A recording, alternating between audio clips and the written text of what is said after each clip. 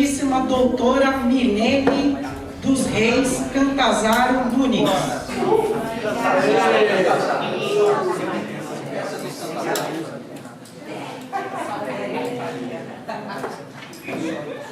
Agora sim, Advocacia Empresarial Reis, nacionalidade brasileira, 45 anos, casada. Passatempo favorito: pintura, leitura, malhar e sair com as amigas. Reside em São Paulo, capital. Formação acadêmica: Direito na Universidade Presbiteriana Mackenzie, concluído em 2002. Curso de extensão e especialização de Direito Imobiliário, concluído em 2017, pela Escola Paulista de Direito. Paixões da Milene: na arte, música e literatura, na academia, corpo e mente sã, no mundo, viagens e experiências com diversas culturas, e no espiritual, espiritualismo e meditação. Algo que ninguém sabe da Milene. Isso também posso contar. Beleza. Ela foi modelo com 13 anos, só que a mãe dela não deixou ela seguir carreira. Nesse sentido, a gente agradece por você estar com a gente. E a fórmula para o sucesso da Milene é fazer o que gosta sem julgamentos. Milene, muito bem-vinda. 7 minutos, o microfone e o passador é seu.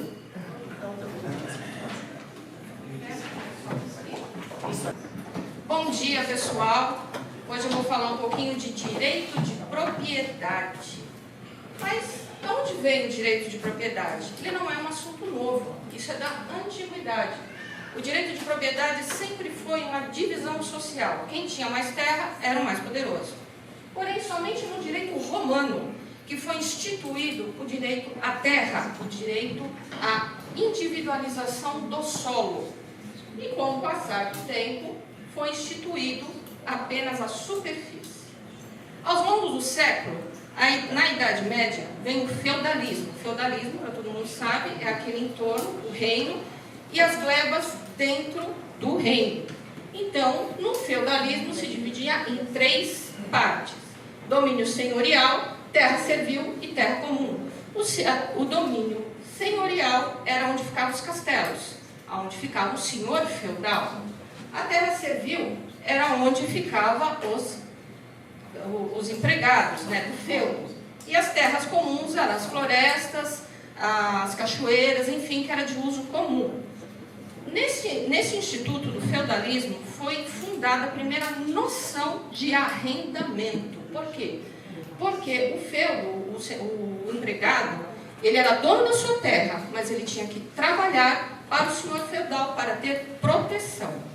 E se o senhor feudal perdesse o feudo, a sua gleba era como um acessório, diferente do direito romano, que ele previa a sua propriedade individual. Aqui, neste modelo do século, que vigorou por mais de 700 anos, a gleba da terra servil era um acessório do senhor feudal. Então, mesmo ela tendo essas peculiaridades de arrendamento, porque não era seu, em 1215, o rei São João Sem Terra de Portugal, ele instituiu que, mesmo você tendo a terra, ela era individual, ela era sua, ela não podia ser coletiva, tá? Somente no século XVIII, com a Revolução Industrial, que tivemos a mudança do direito da propriedade, como conhecemos hoje. No Brasil, em 1530, né, com a chegada da coroa portuguesa, a propriedade ela era dividida somente para a coroa portuguesa e seus amigos. Então, ou seja, quem era pobre, quem era escravo, não tinha direito à propriedade. Esses eram os exemplos. Dos mais ricos, eles englobavam cachoeiras, lagoas. Os mais ou menos podiam ter a sua, né, uma classe média, a agricultura, e os pobres, ali a questão da senzala. Somente no reinado de Pedro II, em 1850, foi instituída a Lei da Terra, onde previa que o governo não lhe dava uma concessão, e sim o direito de compra de uma gleba. Então, a partir de 1850, somente por 300 anos depois disso, é que nós tivemos o direito de comprar uma terra nossa. Um breve relato. O que isso garante? Quem registra não é dono. Então, ou seja, contrato de gaveta lhe dá expectativa de direito. Você não é dono. Só quando você registra, você é dono. Qual a vantagem de você ter uma matrícula atualizada? Artigo 5º, inciso 23, Constituição Federal, garantido o direito de propriedade. Artigo 170, inciso 3º, Constituição Federal, ordem econômica, fundada na valorização do trabalho. Tipos de registro que nós temos hoje, né? Você registra no cartório de registro de imóveis, você pode construir por uso capião, direito hereditário, que é os inventários, testamentos e cessões, e pelo casamento. Curiosidade, pessoal, quem tiver interesse em comprar uma propriedade de até 30 vezes o salário mínimo vigente, você não precisa registrar, ela já é sua. Tá? Então, hoje, isso seria um imóvel de até R$39 mil. Milene, de onde você tirou isso? Artigo 108 do Código Civil Brasileiro. Então, se você comprar no terreninho na Ilha Comprida, né, um lugar supervalorizado, você não precisa registrar, porque a lei te garante isso daí. Tá? Então, as primeiras noções de registro, tá? O que é a prenotação? A prenotação, quando você pega a matrícula de imóvel, é o histórico, quem comprou, quem vendeu, por quanto, né? Então, no caso de leilões, aqui, veja, o cartório, ele prioriza quem registrou primeiro. Então, se duas pessoas registrarem um imóvel ao mesmo tempo, só vai valer o horário. Você pode perceber que toda matrícula tem um horário. Quando que isso acontece? Em leilões judiciais, onde dá dupla arrematação. Então, quem registrou primeiro pode ser no mesmo dia. Então, qual que é o critério de desempate? O horário. Tá? Isso é muito importante.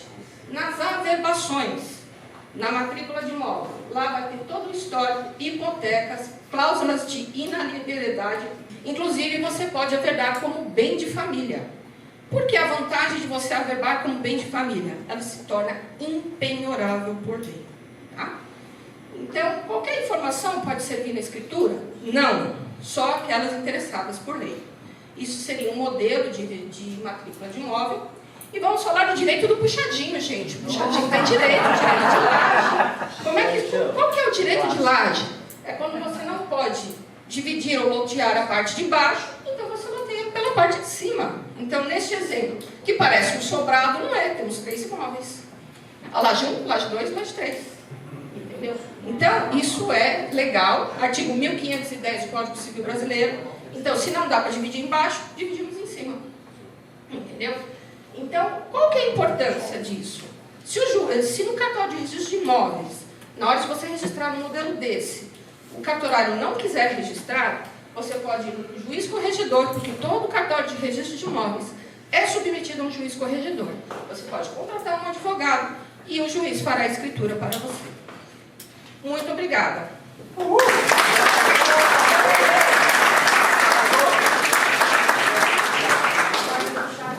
Nossa, né, gente? Eu também tive a oportunidade de fazer uma aula com a Milene, eu acho que quem também já teve, e sabe que a parte imobiliária dela é raiz mesmo. Mas, enquanto você respira um pouquinho, né, por isso que às vezes eu acrescento algumas palavras, a gente entende o momento. Agora, em 30 segundos, por que BNI? Eu só estou há 3 meses no BNI e ele mudou minha forma de pensar como empresária, pensar como pessoa e como advogada. Tive a oportunidade de conhecer inúmeros colegas de profissão dos mais variados segmentos, outros profissionais de outros segmentos, e eu vejo que as minhas dúvidas não eram só minhas, eram de todas. Então eu me sinto acolhida, aceita e dividir com vocês. É um prazer e uma honra fazer parte do Gênesis. Obrigada.